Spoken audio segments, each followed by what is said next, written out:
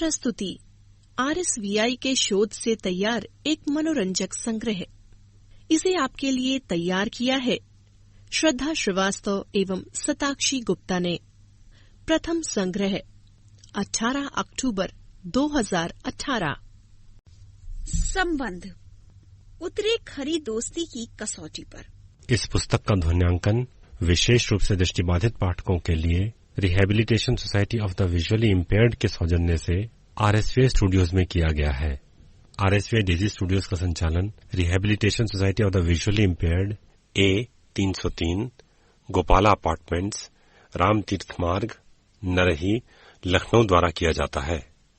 RSVI Daisy forum of India का एक सक्रिय सदस्य है। RSVI का ईमेल आईडी है info@rsvi.org यानी info@rsvi.org और हमारा दूरभाष नंबर है 0522 4070 अर्थात 4070 138। नोटिस।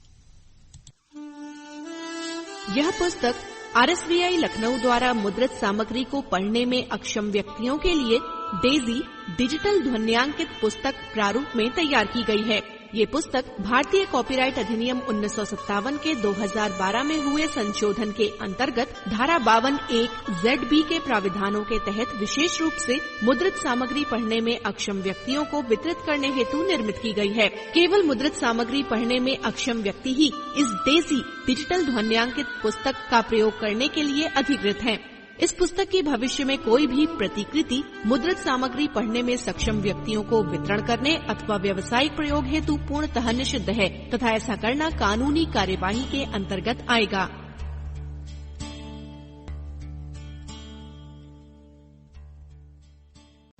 संबंध उतरे खरी दोस्ती की कसौटी पर। सहेली से हर एक की अपेक्षाएं बढ़ जाती हैं। ऐसे में उसके द्वारा की गई छोटी सी चूक भी असहनीय महसूस होती है। दोस्ती की कसौटी पर खरा उतरने के लिए कैसे क्या किया जाना चाहिए, आइए जानते हैं। अक्सर ये देखा गया है कि हम अपनी प्यारी से प्यारी सहेली की मदद करना चाहते हुए भी कुछ ऐसा कर बैठते हैं जिससे दोस्ती के प्यारे संबंध में दूरियां आ जाती हैं। ऐसा ही अस्मिता और कनिका के साथ भी हुआ। दोनों ही बचपन की सहेलियां थीं। एक साथ उठना बैठना, खाना पीना, पढ़ना लिखना, दोनों की जान एक दूसरे में बसती थी। एक के बिना तो जैसे दूसरी अधूरी थी। दोनों ने एक ही कॉलेज में दाखिला लिया। वहां कनिका की दोस्ती उन्हीं के कॉलेज में पढ़ने वाले एक लड़के रजत से बढ़ने लगी। अस्मिता को अचानक पता लगा कि रजत एक अच्छा लड़का नहीं है। वो उसकी सहेली की भावनाओं के साथ खिलवाड़ करने की कोशिश कर रहा है। ये बात अस्मिता से बर्दाश्त नहीं हुई और उसने अपनी सहेली कनिका के साथ इस बात पर विचार करने की बजाय रजत को कनिका से दूर रहने और उससे कभी मिलने की कोशिश न करने की धमकी दी और फिर उसे काफी उल्टा सीधा भी कहा। जब ये बात कनिका को पता चली तो उसने ये सोचकर कि उसकी सहेली उसकी खुशी देखकर जलती है, उसने बिना अस्मिता की बात सुने उससे अपनी दोस्ती हमेशा के लिए तोड़ दी। इस तरह एक छोटी सी बात ने वर्षों की पक्की सहेलियों को एक दूसरे से अलग कर दिया।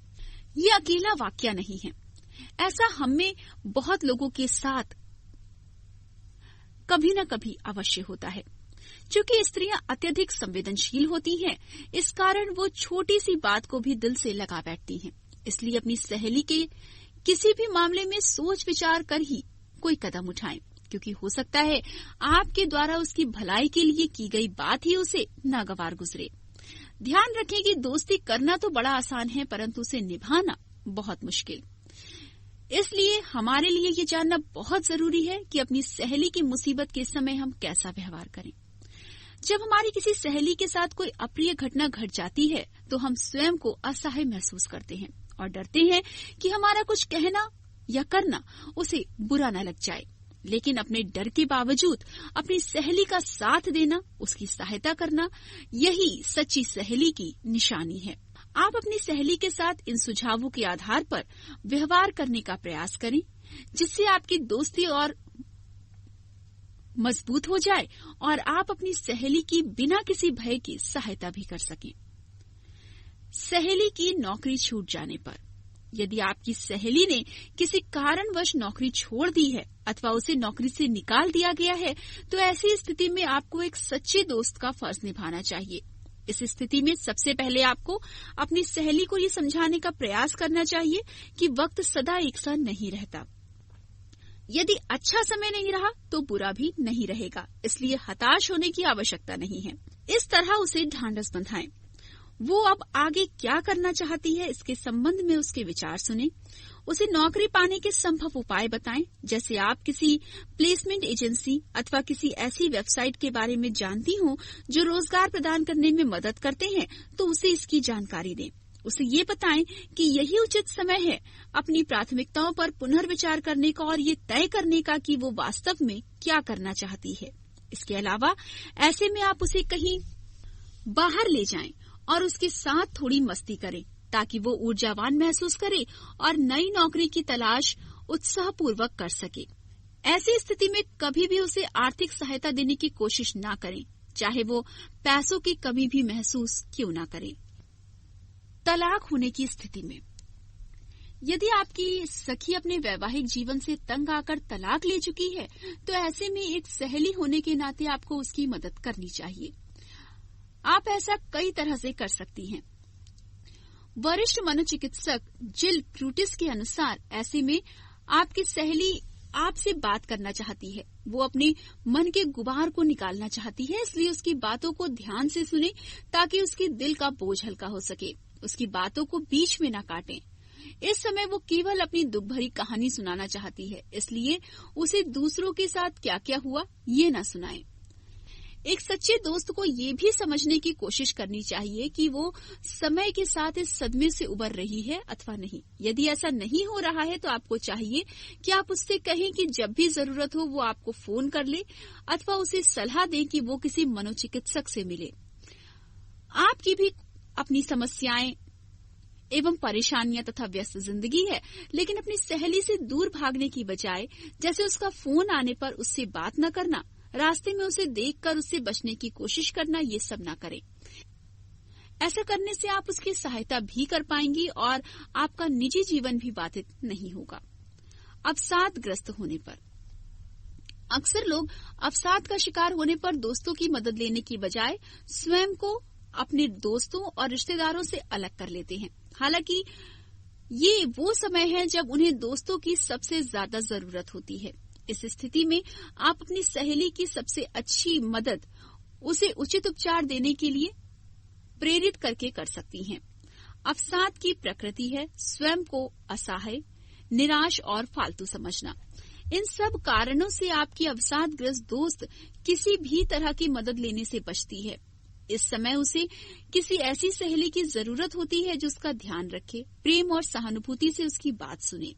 अपनी सहेली से पूछिए कि वो कैसा महसूस कर रही है, उसके बारे में बातचीत ज्यादा करें और अवसाद की स्थिति से बाहर निकलने में उसकी मदद करें। ऐसी स्थिति में कभी भी उस पर अवसाद का शिकार होने का दोषारोपण न करें। हो सकता है कि शायद वो इसके लिए स्वयं को पहले से ही दोषी मान रही हो। उसकी और बुराई करने से स्थिति और भी बिगड़ सकती है। ऐसे में उसकी तारीफ करना जादुई असर दिखा सकता है। यदि हो गंभीर बीमारी का शिकार, किसी गंभीर बीमारी का शिकार होने पर व्यक्ति एक तो बीमारी के कारण और दूसरा उसके भय के कारण स्थिति को और भी अधिक जटिल बना लेता है।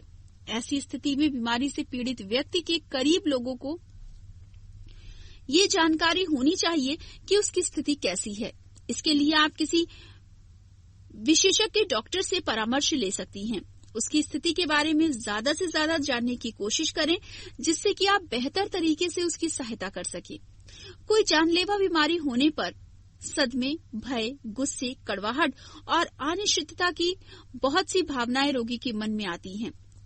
इससे रोगी के मन में दुविधा और अवसाद छा जाता है। अक्सर इन सबसे व्यक्ति स्वयं को अनावश्यक और अलग महसूस करता है। इस समय रोगी की सच्ची सहायता होती है उससे उसके डर के विषय में बातचीत करना। ध्यान रहे, हमेशा कुछ कहना ही फायदेमंद नहीं होता, बल्कि कभी कभार सुनना अधिक जरूरी होता है। अपनी सहेली की बीमारी की स्थिति में उसे मानसिक सहायता देने के अलावा आप अन्य सहयोग भी दे सकती हैं। सबसे पहले सहेली के परिवार वालों से पूछिए उन्हें किसी प्रकार की सहायता की आवश्यकता तो नहीं है। यदि है तो आप वो काम कर सकती हैं। इसके अलावा आप अपनी सहेली का वो काम भी कर सकती हैं जो वो रोज स्वयं नहीं कर पाती। इन कामों की सूची बनाएं और उसमें से आपके लिए जो 1 या 2 काम संभव हो उन्हें करें। याद रखें, कभी कभी छोटी छोटी बातें भी महत्वपूर्ण हो जाती हैं, जैसे उसे बगीचे में टहलाने के लिए ले जाना या उसके बच्चे को स्कूल छोड़ने जाना।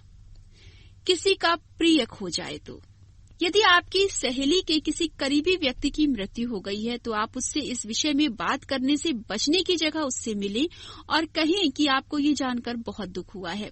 यदि आप उससे दूर हैं तो पत्र लिखकर अपना शोक प्रकट कीजिए और ये भी लिखिए कि आप उसकी स्थिति को समझती हैं और जानती हैं कि ऐसी स्थिति में आपके पत्र का उत्तर देना उसके लिए संभव नहीं होगा।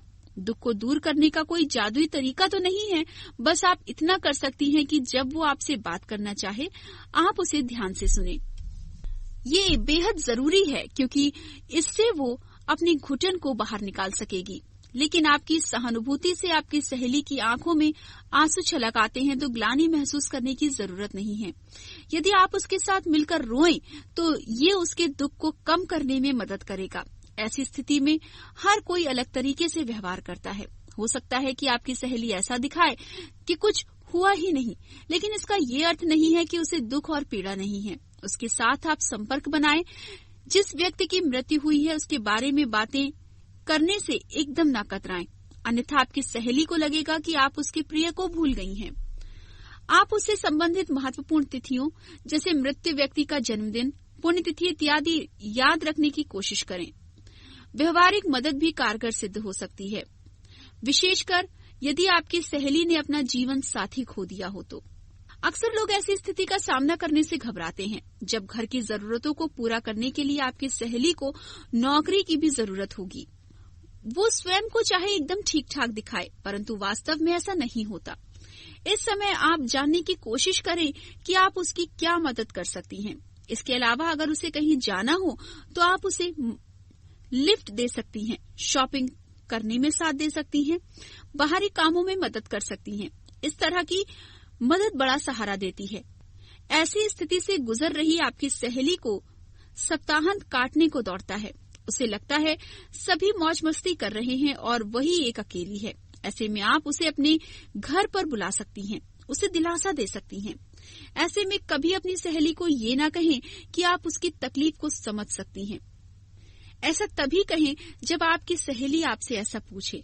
याद रहे, आप उसके संबंधियों को कभी नजरअंदाज न करें।